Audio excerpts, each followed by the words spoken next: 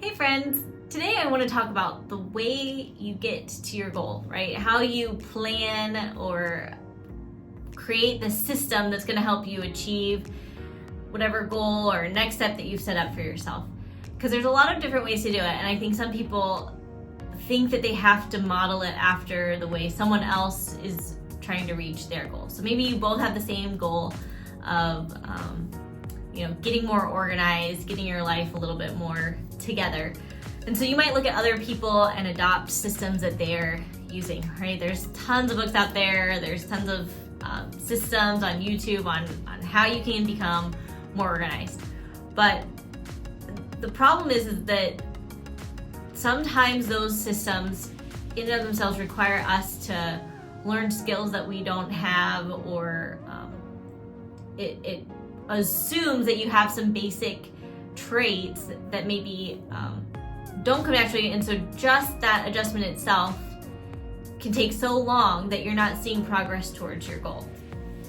So before you pick up a new system, before you adopt this new idea to reach your goal, I want to talk about how you figure out the system that you're going to use. And it's as easy as asking yourself, what routines or plans do I fall into easily? What are the things that you just naturally gravitate towards? Or what are things that are already working for you? And through that process, you might discover things like, well, I'm a really visual person. If it's right there in front of me, I'm going to do it, or I'm kind of a lazy person. I need it to be told to me. I need to not think about it, and then I will go ahead and do it. And I'm identifying these for myself here, so this is not a judgment. You might find that you fall in the same categories here. Also, you can ask yourself, what routines take a lot of work? They just take so much energy out of me that by the end, I really haven't accomplished as much as I could have if the routine had been different or easier. I used to have a timer on my phone that would go off and tell me when my kids were little, like, it's time to do this now it's time to do this, and it was just very regulated and rigid, and I was exhausted at the end of the day, and I didn't really feel like I was achieving what I was trying to achieve, if that makes sense.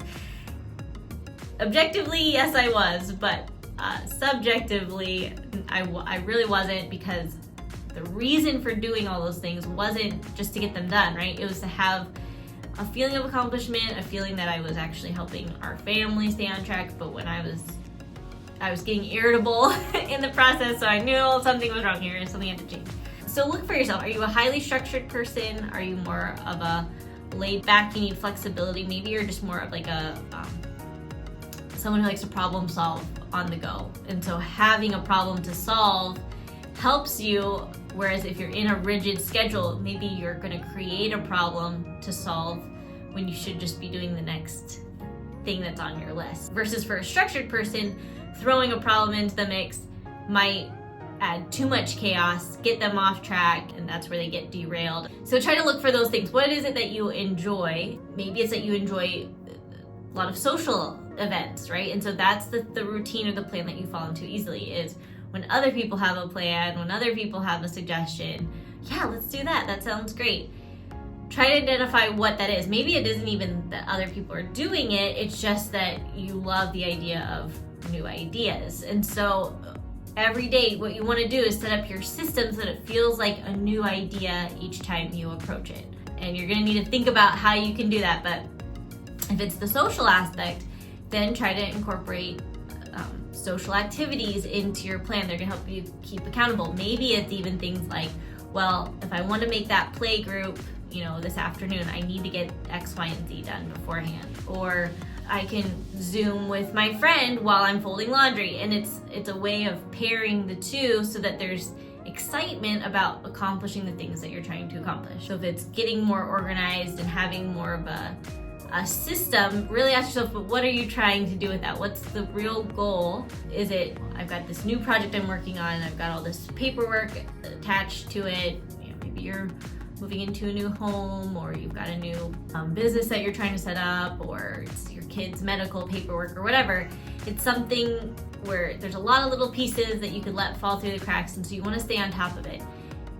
Setting up a system just for that, like, okay, let's take the kids' medical paperwork, for example. Okay, well, here's what I'm gonna do, and you're excluding your normal life, how you've already set up, the culture that you set up for yourself. and you're trying to do something sort of apart from it. So what you need to do is integrate it into your culture, into your routines, and figure out how you're gonna make it work with the way that you do things normally. Yeah, you could try to learn a new skill, you could try to learn a whole new system of doing things, but that's probably gonna detract and be more discouraging for you in the long run. And I think a lot of times that's actually what we just get discouraged with. It's not about the goal itself or what we're trying to do that we get discouraged with, it's how we set ourselves up to do it.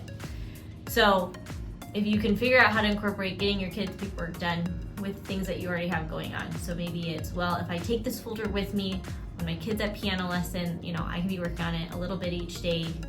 For me, I actually utilize that when I take the girls to swim. One of them's with the swim coach and I'm working on math with the other one, and then they get out and they switch. And it's just a really easy time because I know I've got 20 minutes to sit down with this child and do this subject with them, and I just have to remember to bring the book to swim lessons with me.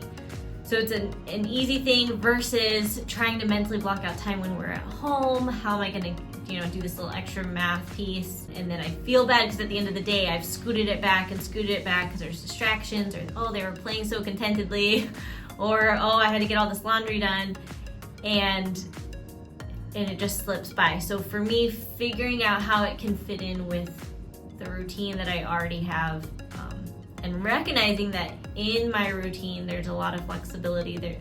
So trying to fit in something that's a little more structured may not work unless it's during a more structured time, like swim lessons at this time, I have to get the kids there, and then we're sitting and we're waiting, so that's a good time to get something done. So if you can kind of think through those things, and if you have questions, or you're like, okay, well, what does that look like for me? I would love to help you walk through that, so put it in the comments and we can chat about it there, or I can make another video to explain this idea a little bit more. It's just a pattern I've been noticing in setting up a next step. A lot of times the plan or the routine that I set up for myself doesn't work, and then I end up giving up, and then it starts that whole cycle, of I can't accomplish my goals, I can't get things done, when it was actually the plan itself that was failing. So if that's encouraging for you and maybe gives you some insights into how you can set up a new routine or plan that's going to help you reach your next step.